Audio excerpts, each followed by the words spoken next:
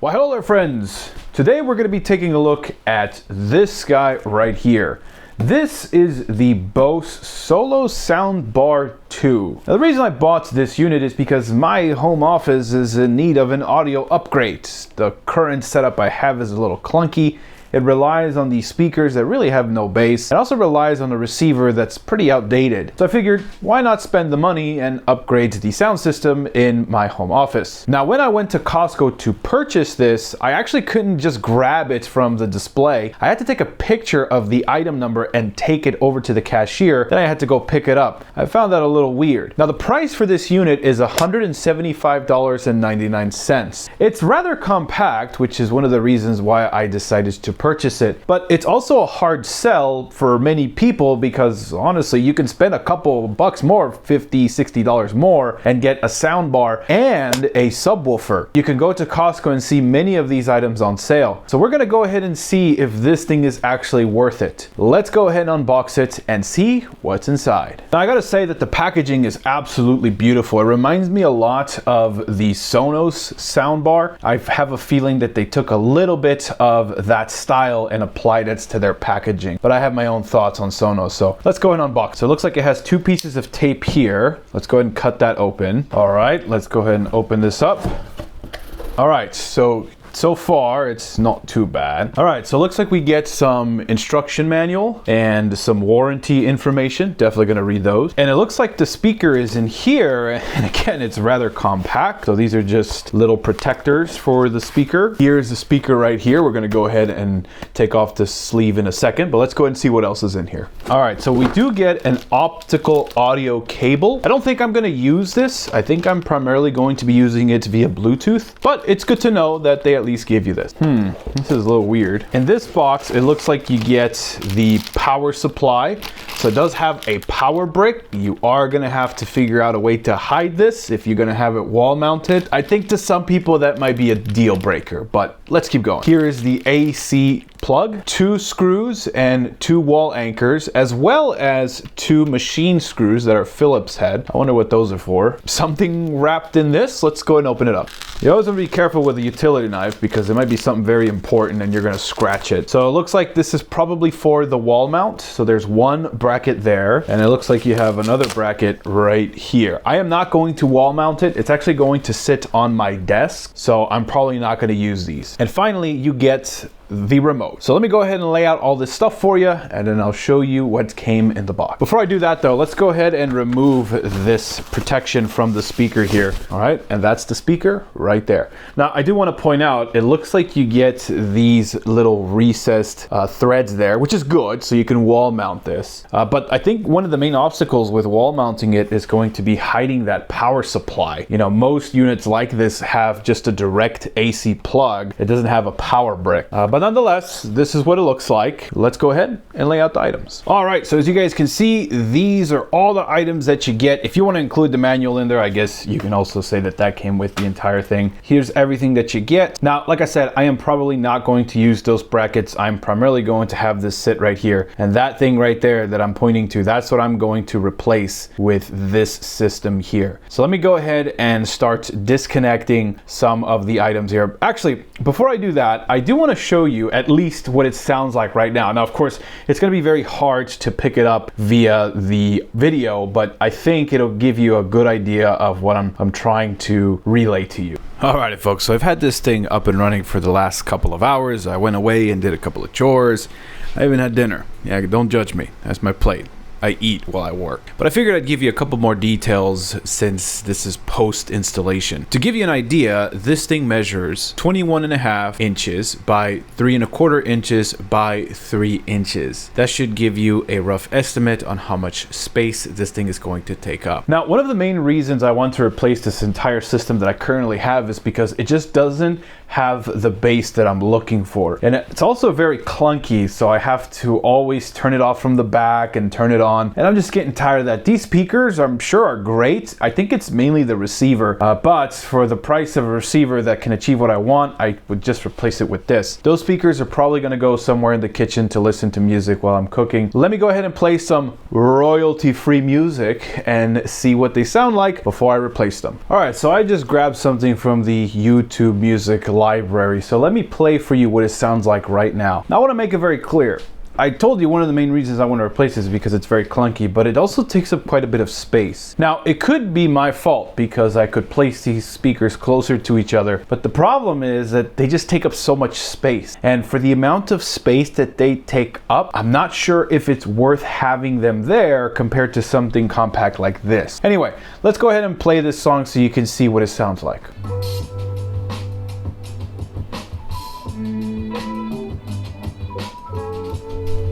Now I realize that through video that might be very hard to decode, but I can tell you with 100% certainty that it doesn't have any punch to it. It's very subtle. And I want something that has a little bit more punch to it when I'm doing videos or when I'm in meetings. That way I don't have to worry about messing with all of these little knobs with the treble and the bass and whatever. Let me go ahead and start disconnecting all of this, and then we'll hook up this guy very easily. I do have this receiver connected via an RCA jack, so I'm probably going to get rid of that completely. I really want to just stick with Bluetooth for this. In the future, I might use this optical audio cable here to go from optical audio to jack, but that's probably in the future. I don't know if I want to go that route yet. Anyway, enough yapping. Let's actually start disconnecting this. All right, well, that was a mission to actually get this guy out. That's what happens when you do cable management. It's kind of hard to remove stuff that you plan to have there for a while. And this thing has served its purpose for a while. Now we have to get rid of the speakers, and I have a feeling those are going to be equally as difficult. All right, so here's one speaker. This is the left-hand speaker.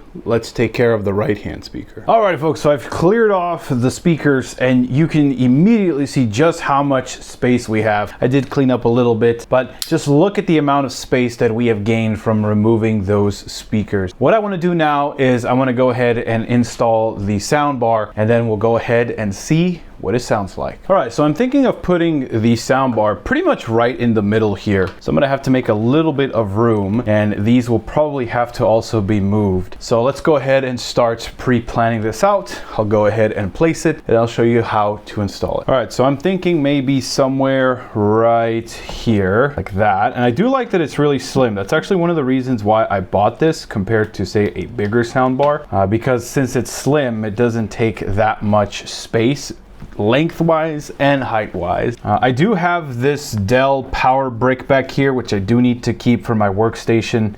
So I think this is probably gonna have to be it. Something like this, I think will work just fine. I might move this guy a little bit more this way right here. There we go. So this is kind of where I want it to be. Now, one thing I can see right off the bat is, maybe this is gonna be hanging over it. That's gonna look kind of ugly. So at some point, I will probably replace this keyboard with a wireless keyboard. That way I don't have all of these wires hanging all over the place. In addition, I might 3D print some little steps for this, so that way it can rise up just a little bit, and that way I can have a little bit of space under it so I can route these wires. But for now, I think this is pretty good. So let me go ahead and grab the power brick and install it. Now I'm going to tell you right now, if you are going to wall mount this, you will have to find a way to hide this power brick. I think this is kind of where Bose could have done better. They should have integrated this somehow into the unit itself, because if you're gonna wall mount it, you're gonna have this giant brick just kind of dangling, and I think that's kind of a letdown. Now for me, it doesn't really matter because, I mean, look at my station, right? It has wires everywhere, which I'm gonna clean up at some point, don't judge me. But it's also just very simple. I don't need this to be wall mounted. So if you're gonna wall mount this,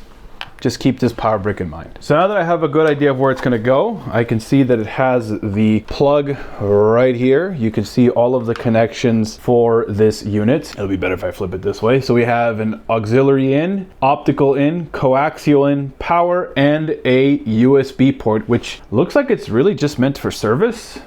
That's kind of fishy. All right, let's go ahead and plug it in. Now, one thing that I do want to point out is that it has these rubber feet at the bottom, so it doesn't slide back and forth so easily. That's very nice. That way when you're moving things around or if you bump it, it doesn't move so easily. All right, let's plug in this guy here.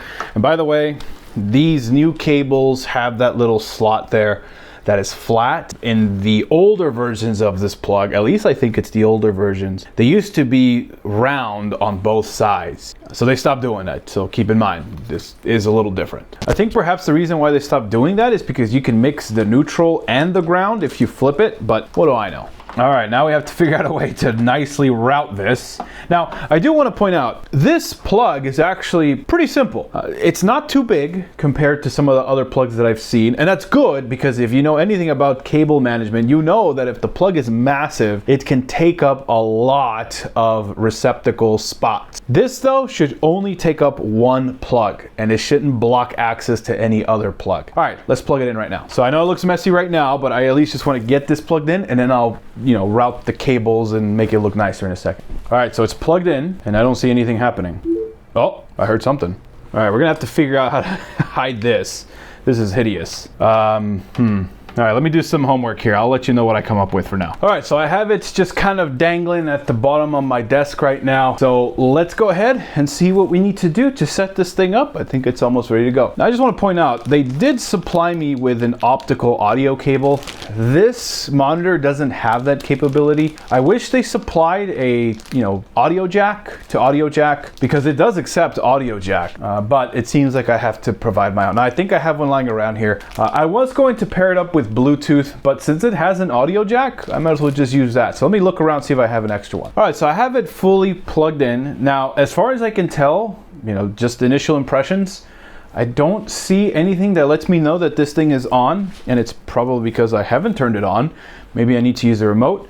So let me go ahead and unwrap the remote and see what we need to do. Okay, so here's the remote, and it already comes with a battery, so you don't have to take off any plastic. It works right off the bat. And so this right here is the power button. That right there is for TV.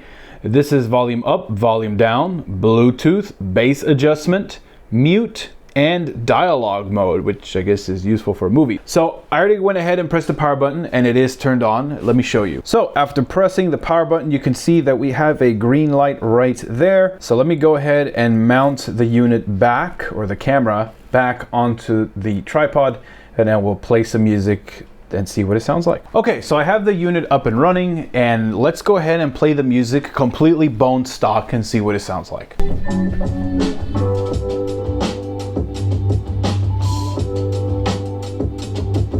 All right, so I'm gonna say that already is a moderate improvement, not only space-wise, but sound quality-wise. Now, according to the manual, you can also hit the bass button, and then after you hit the bass button, some indicators will show up on the unit, and then you can use the volume up or down button to increase the bass. So let's see what that looks like. All right, so to increase the bass, all you're gonna do is hit this bass button right here, and you will see that it shows you those two little dots. You can use the volume up or the volume down to decrease the bass, as you can see there. Now, I assume that if it is brighter on the right, that means that there's more bass. If it is brighter on the left, that means that there's less bass. Let me zoom in there for you. That is the maximum bass it looks like. This is the minimum bass. So let me go ahead and put it at maximum and play the music again, and let's see what we get. Now again, I realize that hearing this through the video is very difficult, but I'm still gonna give you my feedback at the end of this play. So let's go ahead and play it at maximum bass level.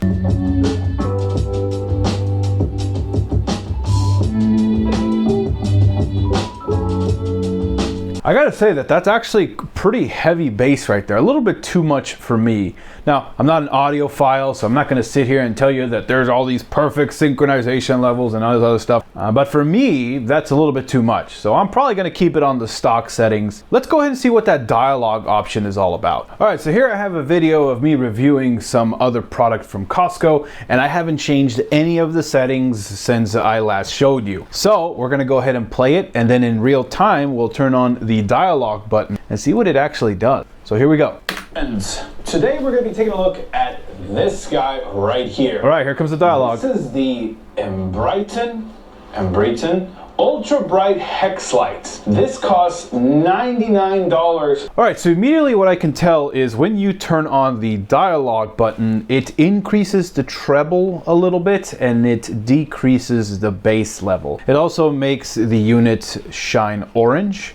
at least that particular LED down there. Now, am I going to use that? Probably. When I have some meetings, I would want to turn that option on. Remember, this is not going to be used for movies, at least not for my particular case. I'm going to use it to play music while I'm doing work and for meetings when I have Zoom meetings, Teams meetings, whatever. So I probably will be using that option for this. On another note, I do want to point out that this thing will eventually go to sleep. And that really isn't a bad thing. It's just kind of annoying because when you come back, I would expect it to automatically wake up if it receives a signal, but you actually have to turn it back on via the remote, which kind of brings me to the next issue. You have to have the remote easily available somewhere. Otherwise, I don't see a way for you to operate this thing. To raise the volume, change the bass. I don't think there's a way to do that without the remote. So make sure you don't lose the remote. Otherwise, you're in pretty big trouble. Nonetheless, though, I would say that this thing is actually a huge improvement over what I had before, but it really isn't for everyone.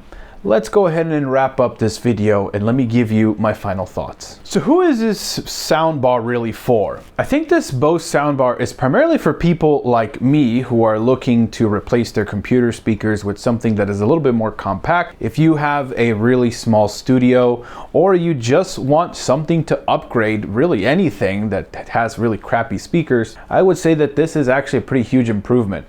Now, the reason why I went with this over something like, say, a dedicated Sony soundbar with a subwoofer is because it is compact. It is also very, very punchy on the sound. And for me, this is perfect. This is good enough. I don't have to worry about moving speakers and wires and all that other stuff. So for me, this is perfect. So I would say if you are looking for something very compact, something that can deliver a punchy sound, then this is perfect for you. Now, if you are going to put this in a media center, or if you're gonna use this for movies, I would probably say spend the couple extra $100 to $200 and get a dedicated soundbar with a subwoofer. That will deliver more, in my opinion, over this unit.